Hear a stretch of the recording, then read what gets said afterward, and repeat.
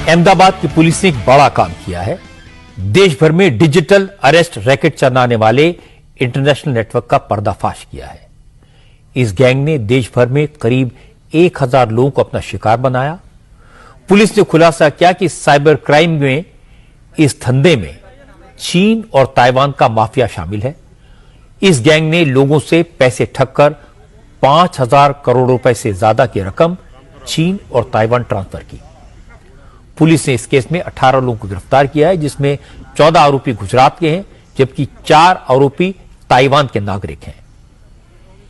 ये गिरफ्तारियां अहमदाबाद, वडोदरा, मुंबई, दिल्ली और बेंगलुरु से की गई। पुलिस ने इनके पास से 761 SIM card, 120 mobile phone, 96 chequebooks, 42 passbooks और 92 डेबिट कार्ड बरामद किए हैं। यह गैंग रोजाना 1.5 करोड़ रुपए ताइवान ट्रांसफर करता था। हमारे संवाददाता निर्णय कपूर ने बताया कि इस गैंग ने अहमदाबाद में एक बुजुर्ग को डिजिटल अरेस्ट करके करीब 80 लाख रुपए वसूले थे। अहमदाबाद पुलिस इसी केस की जांच करते हुए इस अंतर्राष्ट्रीय रैकेट तक पहुंची। पुलिस को पता चला कि ठगे गए बुजुर्ग ने जो रकम भेजी थी, उसमें से 6 लाख रुपए वडोदरा की एसबीआई ब्रांच में भेजे गए थे। यह अकाउंट भव्य इंफोटेक नाम की कंपनी का था। जब अकाउंट होल्डर से पूछताछ की गई तो उसने बताया कि अकाउंट उसने 2 लोगों के यूज करने के लिए लिया था। जब इन 2 लोगों के ऑफिस पर रेड की गई तो पुलिस ये देखकर हैरान रह गई कि दफ्तर में एक डार्क रूम बना हुआ था, जिसमें 20 मोबाइल फोन स्टैंड रखे हुए थे। इनमें हर एक में 2 सिम कार्ड लगे हुए थे। एक सिम कार्ड को बैंक अकाउंट के साथ लिंक किया गया था, जिसमें ओटीपी आते थे। इन मोबाइल फोन्स की जांच की तो पता लगा ये फोन 120 दूसरे मोबाइल फोन से कनेक्टेड थे। असल में ताइवान और चीन के माफिया ने वडोदरा, दिल्ली, मुंबई और बेंगलुरु में 4 डार्क रूम बनाए थे।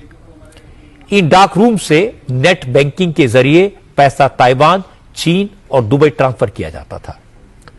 ताइवान और चीन में बैठे माफिया इन डार्क रूम्स की लगातार मॉनिटरिंग करते थे। अगर डार्क रूम में लगे सिस्टम का कोई भी एक मोबाइल 4 घंटे से ज्यादा बंद रहता था तो उन्हें तुरंत शक हो जाता था कि कुछ गड़बड़ हुई है, और इसके तुरंत बाद दूसरे शहरों में चल रहे डार्क रूम्स को कुछ दिन के लिए बंद कर दिया जाता था। इसीलिए वडोदरा के डार्क रूम को पकड़ने के बाद पुलिस ने बेंगलुरु, दिल्ली और मुंबई के डार्क रूम्स पर एक साथ रेड की। अहमदाबाद पुलिस के ज्वाइंट कमिश्नर क्राइम शरद सिंगला ने कहा कि ठगी का यह धंधा किसी एक शहर से नहीं चल रहा, बल्कि पूरे देश में ये लोग ऑपरेट कर रहे थे। अलग अलग सिर्फ एक सिटी से नहीं काम हो रहा है, अलग अलग कॉल सेंटर्स से अलग अलग बैंक अकाउंट्स प्रिक्योर हुए हैं और अलग अलग जगह पे ही रेड हुई है। तो ऐसा नहीं है कि मैं बोलूं कि सिर्फ एक शहर में ये रिस्ट्रिक्टेड है। अब हर काफी सारे, क्योंकि छोटे से कमरे में भी ये लोग मोबाइल्स के जरिए और सिम बॉक्स के जरिए और वो सेटअप बना के अपना कॉल सेंटर शुरू कर। शरद सिंगला ने बताया कि जांच के दौरान पुलिस को एक गूगल शीट मिली, जिसमें पैसों का हिसाब किताब था।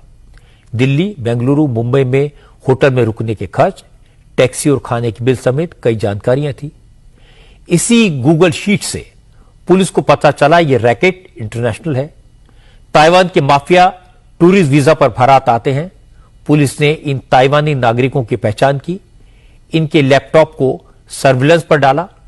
10 अक्टूबर को ताइवान के ये माफिया दिल्ली पहुंचे, ताज होटल में रुके और जैसे ही उन्होंने लैपटॉप ऑन किया, साइबर सेल ने उन्हें गिरफ्तार कर लिया। इस गैंग ने ठगी के लिए 6 अलग अलग यूनिट्स बनाई हुई थी। हर यूनिट का काम बटा हुआ था।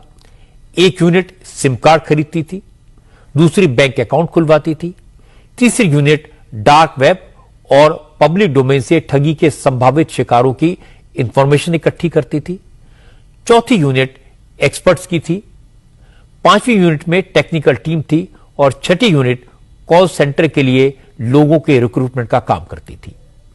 शरद सिंगला ने बताया कि ठगी के लिए एक ऐप तैयार किया जाता था।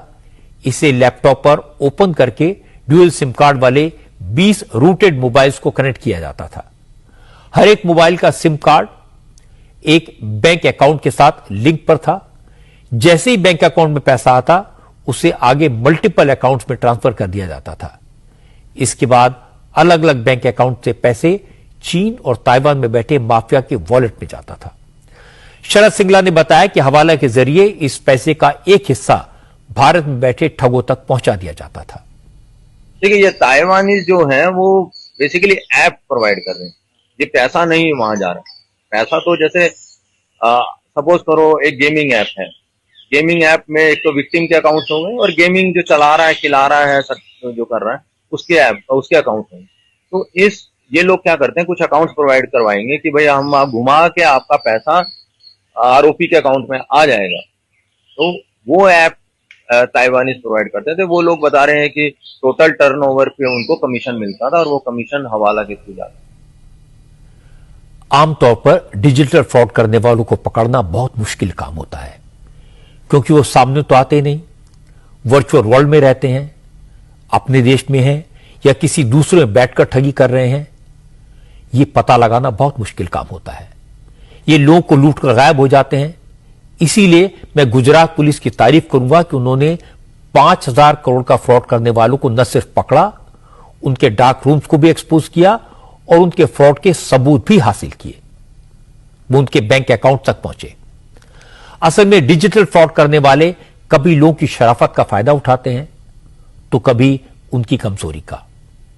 किसी को आसानी से ज्यादा पैसा कमाने के लालच में फंसाते हैं तो किसी को यह कहकर डरा देते हैं कि आपने जो पार्सल मंगाया है उसमें ड्रग्स हैं। जब तक लोगों को समझ आता है कि उनके साथ जालसाजी हुई है, तब तक वो लुट चुके होते हैं। आप सबको यह समझने की जरूरत है कि डिजिटल अरेस्ट जैसी कोई चीज नहीं होती। ये कॉल्स फेक होती हैं, डिजिटल अरेस्ट फेक होती है, ये थाने फर्जी होते हैं, ये पुलिस भी नकली होती है। ये सब कुछ दिखता असली जैसा है, लेकिन फेक और फ्रॉड होता है। इसलिए ऐसे ठगों से सावधान रहें। जब भी कोई मुसीबत पड़े तो उसे छुपाने के बजाय अपने आसपास किसी जानकार से सलाह लें।